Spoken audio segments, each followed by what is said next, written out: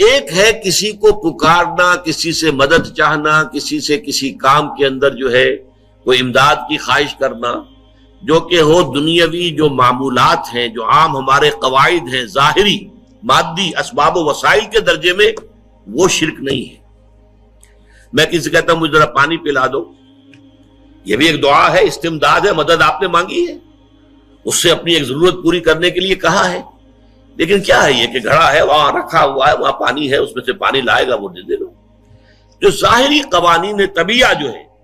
ان کے دائرے کے اندر کوئی دعا، کوئی استمداد، کوئی استعانت، کوئی استغاثہ، اس میں کوئی حرج نہیں۔ غیبی اعتبار سے کسی کے ساتھ بھی کوئی دعا کی جائے گی اللہ کے سوا، وہ شرک ہے۔ وہ استدعا ہو، استغاثہ ہو، استعانت ہو، استمداد ہو، استنصار ہو، کچھ بھی ہو، غیبی طور پر دنیا کے معروف طریقوں میں اور جو ہمارے طبعی قوانین ہیں ان کے دائروں کے اندر مدد مانگنا، اس میں قطعاً کوئی شرک نہیں ہے، توحید ہے۔ البتہ اس میں بھی ایک باریک نکتہ ہے۔ ایک بزرگ تھے جو فوت ہو گئے، انہوں نے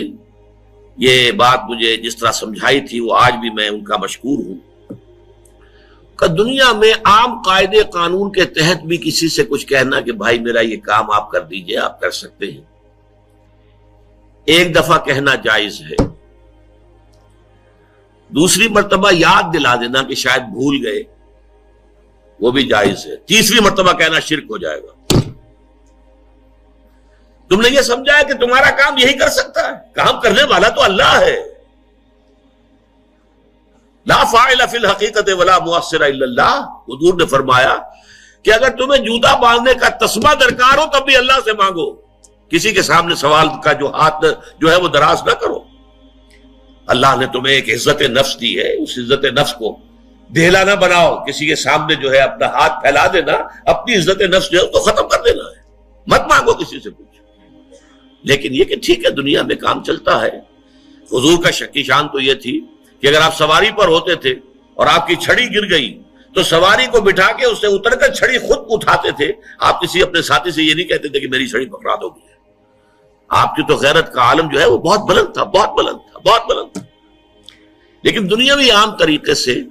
یہ کہ ٹھیک ہے بھئی آپ ایک کام ہے آپ کر سکتے ہیں، یہ کر دیجیے، اس نے کہہ دیا ٹھیک ہے میں کروں گا، پھر بھول گیا یا کچھ اور ہوا،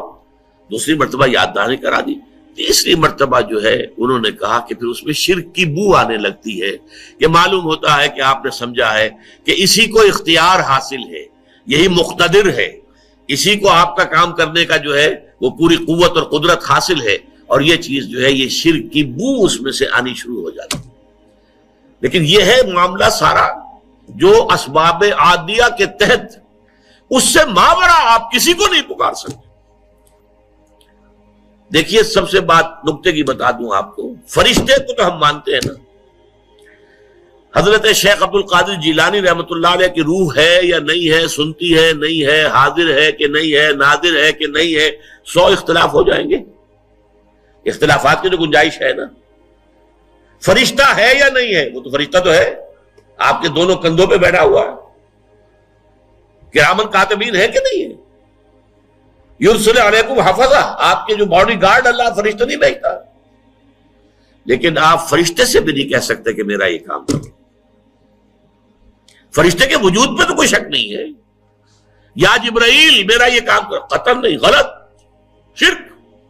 لا تدعو مع اللہ احدا، اللہ کے سوا پکارنا کسی کو نہیں ہے، دعا کسی سے نہیں ہے، استغاثہ کسی کا نہیں ہے، استعانت کسی سے نہیں ہے، استمداد کسی سے نہیں ہے، استنصار کسی سے نہیں ہے سوائے اللہ۔